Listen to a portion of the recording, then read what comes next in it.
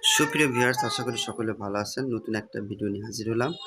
আজকের রেসিপি হচ্ছে একটা বড় মাছ, 5 কেজি ওজনের, আপনার যেটাকে বলা হয় হচ্ছে গ্রাস কাপ মাছ, কিছুটা মৃগের মতো হলে দেখতে। বাজার থেকে নিয়ে আসছিলাম। সেটা কেটে টুকরো টুকরো করে তারপর এটা প্রথম ভাজি করা হচ্ছে।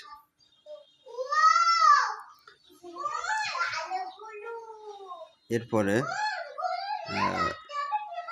ভাজা শেষ করা হইলে এটা উঠায় রাখা হবে। গ্যাসের চুলে কিন্তু রান্না হচ্ছে, গ্রামীণ পরিবেশে আর কি রান্নাটা হচ্ছে। এখন মাছটা ওঠানো হয়ে গেল। এবার তেলের সাথে কিছু জিরা দেওয়া হলো, এর পাশাপাশি গোলালু দেওয়া হলো। আর গোলালুর সাথে আরও আমাদের সবজি আছে, যে সবজি একটু পরে দেওয়া হবে। এটা কষানো হয়ে গেলে একটু পরে দেওয়া হবে সবজি। দুপুরের মা কিন্তু ভালোই রান্না করতে পারে, খাওয়া কিন্তু খুবই মজার হবে। এবার এখানে দেওয়া হয়েছে হলুদ এবং মশলা দেওয়া হয়েছে আর কি। এরপরে দেবে সবজি হিসাবে যেটা আছে সেটা হচ্ছে কাঁকরোল আছে, আর হচ্ছে টমেটো আছে। টমেটো সাধারণত আমাদের খুবই উপকারী একটা সবজি হিসাবে আখ্যায়িত। এরপরে দেওয়া হলো লবণ।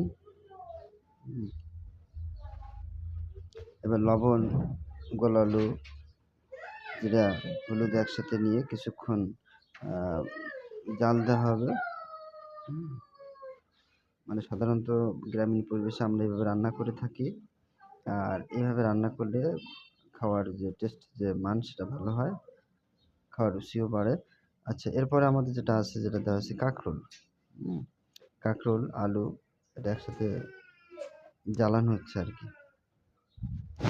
এটা জ্বালানো হয়ে গেলে কিছুক্ষণ জ্বালালে আর কি একটা ভালো একটা তৈরি হবে। এরপরে কিন্তু কাঁচামরিচও দেওয়া হয়েছে আর কি। এর পাশাপাশি কিছু জাল হইলে এখানে পানি দেওয়া হবে, যে পানি দেওয়া হয়েছে। পানি দেওয়া হলো। এরপরে ঢাকনা দিয়ে ঢেকে দেওয়া হবে। ঢাকনা দিয়ে ঢেকে দেওয়া হবে।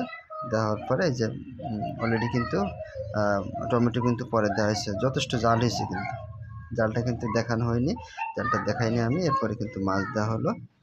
মাছ এই সময় দিলে হয় কি, মাছগুলো ভাঙে না, সাধারণত যেভাবে ভাজা হয় ওইভাবে সাধারণত থেকে থাকে আর কি। এর জন্য এইভাবে রান্নার শেষ প্রান্তের দিকে এটা দেওয়া হয়, ঢেকে দেওয়া হলো, এবং কিছুক্ষণ পরে 3-4 মিনিট পর জাল দেওয়ার পরে হবে, নামাই দেওয়া হবে। এবার কিন্তু খেতে বসছি, দেখো আমরা খাচ্ছি কি সুন্দর করে। নুপুরের মা ওই সাইডে আছে, আমার ছেলে মেয়ে, অর্থাৎ মেয়ের নুপুর আর ছেলে হচ্ছে সুবর্ণ, ওই সাইডে আছে। আর আমি দুটো তরকারি নিয়ে এখন কিন্তু খাচ্ছি। তরকারি কিন্তু আসলেই খুব ভালো হয়েছে, মানটাও ভালো, খেতেও খুবই টেস্ট আর কি। সারাদিন অনেক কষ্ট করার পরেও যদি খুব সুন্দর আইটেমে বা রেসিপি খুব সুন্দর হয়, খেতে যদি একটু মজার হয়, সেটাই তৃপ্তি। এই যে মাছ, বড় মাছ, যেহেতু অনেক বড় মাছ আমরা টুকরো টুকরো করে নিয়েছি, যাতে অন্তত সারা মাছটা এভাবে চলতে পারি বা খেতে পারি আর কি।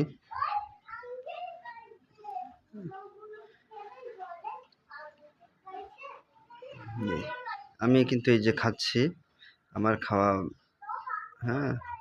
খাওয়া সাধারণত ভাত যদি থালায় বেশি না হয় তাহলে কিন্তু খাওয়া হয় না, সবার কিন্তু সমানভাবে খাওয়া হয় না। তো যেহেতু প্লেটে কিন্তু যথেষ্ট ভাত, তারপরে দেখো 1 নিমিষের ভিতরে খাওয়া হয়ে যাচ্ছে আর কি।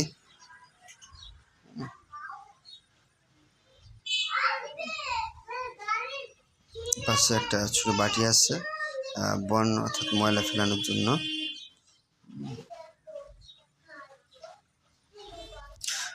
বন্ধুরা, সাধারণত এরকম ভিডিও পেতে এবং রান্নার ভিডিও বলো বা অন্যান্য ব্লগ ভিডিও বা আমাদের ফ্যামিলি ব্লগ ভিডিও পেতে বা সাধারণত বিভিন্ন রেসিপি তৈরি করার যে ভিডিওগুলো সেগুলো পেতে তোমরা নিয়মিত আমাদের ভিডিওগুলো রিকোয়েস্ট থাকবে কন্টিনিউ করবে এবং লাইক করে পাশে থাকবে এবং কমেন্ট করতে ভুলবে না এবং সাবস্ক্রাইব করেও সাথে থাকার জন্য সকলকে অনুরোধ করা হলো।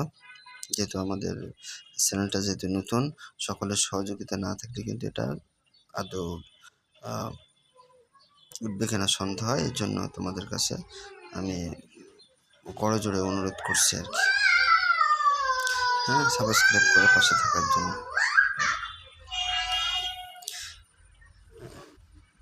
এই যে খাওয়া দাওয়া এখন আমার শেষ প্রান্তে, দেখেছো ওই পাশে আমার অর্থাৎ দুপুরের মা কিন্তু খাচ্ছে, তার পাশে আমি খাচ্ছি।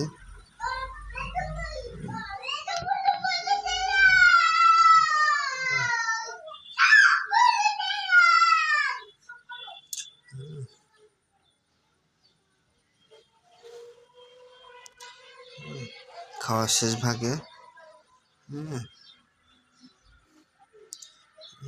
তরকারি যেহেতু খুব স্বাদ হয়েছে, টেস্ট হয়েছে ভালো, তার জন্য কিন্তু আজকে ভাতও বেশি খেতে হচ্ছে আর কি।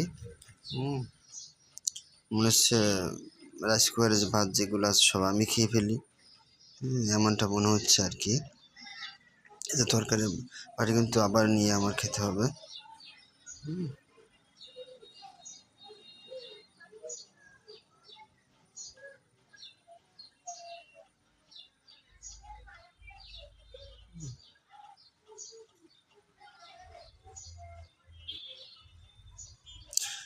সকলে ভালো থাকবে, পরবর্তী ভিডিওতে দেখা হবে।